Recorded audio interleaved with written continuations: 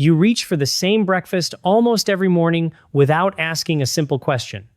Is it actually helping you, or is habit just running the show? Oatmeal, eggs, bacon, dairy-free foods everyone eats, wrapped in decades of conflicting advice. One decade, eggs are dangerous. The next decade, they're back. Bacon smells irresistible but carries a quiet warning.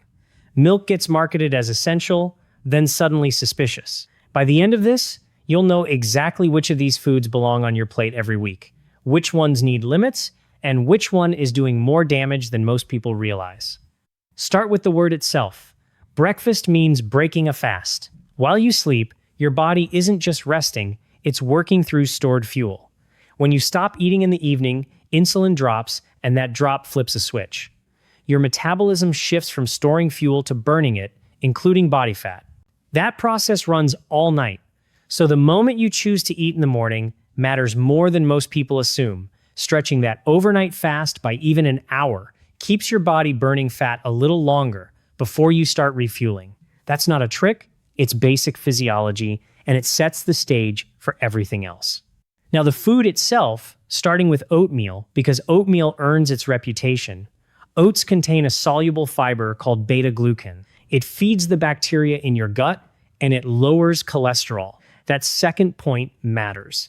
Cholesterol management is one of the most reliable defenses against heart disease, and getting part of that benefit from a bowl of food instead of a prescription is worth noticing.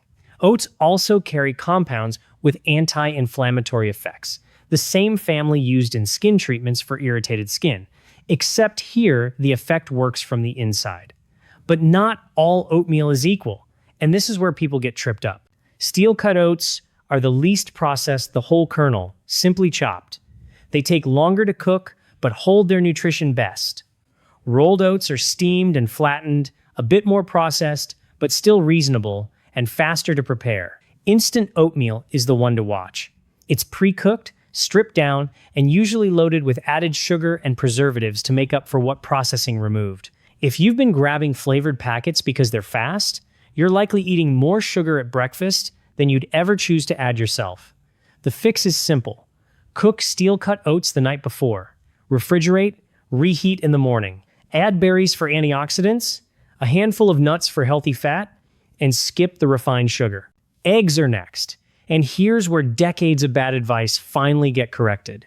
Eggs were vilified in the 1970s over cholesterol, but that conclusion came from flawed research studies that grouped egg eaters with people also eating bacon, sausage, and fried food loaded with saturated fat. Then blame the egg for all of it. More recent research tells a different story. For most people, eggs don't meaningfully raise harmful cholesterol. And in some cases, they raise the beneficial kind. Eggs are also one of the richest sources of choline, a nutrient your brain cells need to communicate, and they carry compounds tied to eye health that matter more as you age. The answer isn't unlimited eggs or zero eggs. It's moderation, prepared well. Boiled or poached is simplest. If you scramble, use olive oil instead of butter and go light on salt.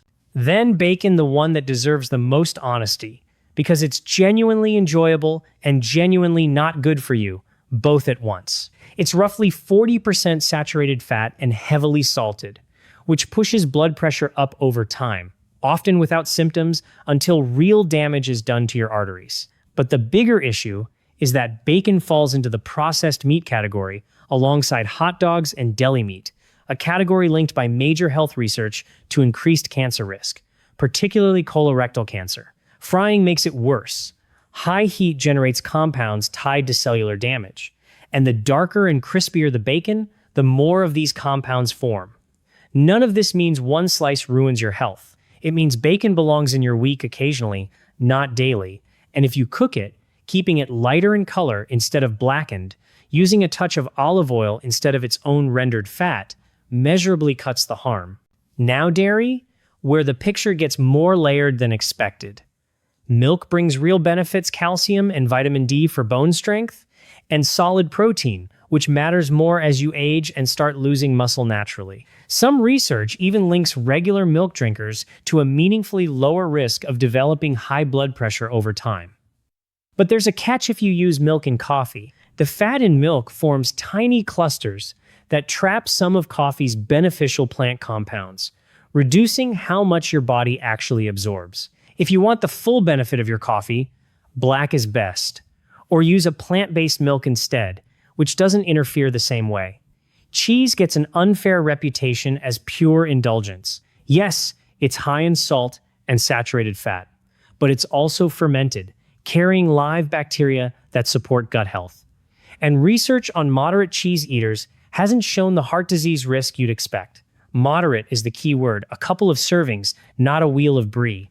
Yogurt might be the strongest performer of the group, but only the right version. Yogurt is fermented, delivering live bacteria straight to your gut.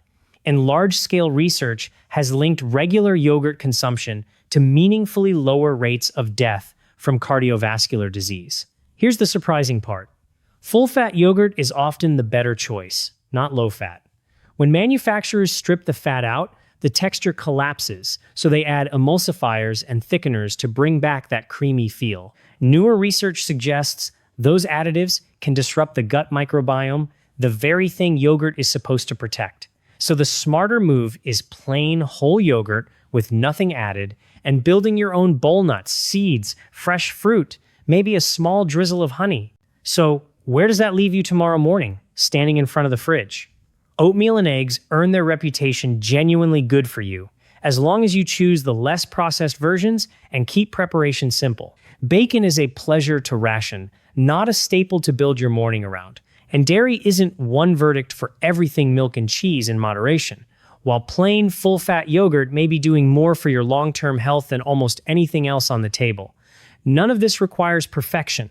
It requires knowing what processed really means on a label, choosing whole over stripped down, and understanding that the food is rarely the villain how it's made, and how much of it you eat usually is.